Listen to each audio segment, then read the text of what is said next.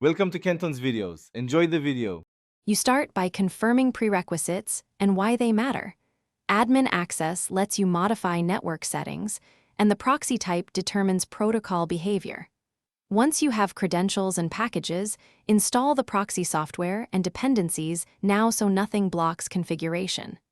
Make sure to open the firewall ports that match your proxy, for example, 3128 for many HTTP proxies, because blocked ports are the most common early failure.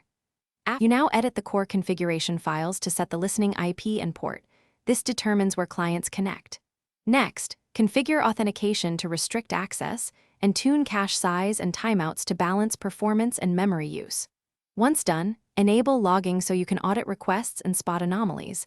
Logs also help when you test. Make sure to apply access control rules to limit client IPs or user groups. That prevents open relays. Finally, reload or restart the proxy to apply changes. You finish by testing from a client. Use a browser, curl, and traceroute to confirm requests traverse the proxy and responses return. If you need secure traffic, configure SSL or certificate handling now and validate certificate chains. Once tests pass, automate startup and monitor resource usage.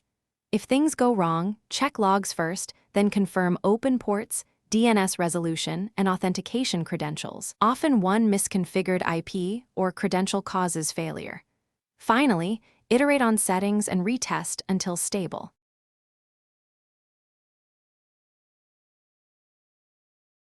Thanks for watching. Consider subscribing if we helped you.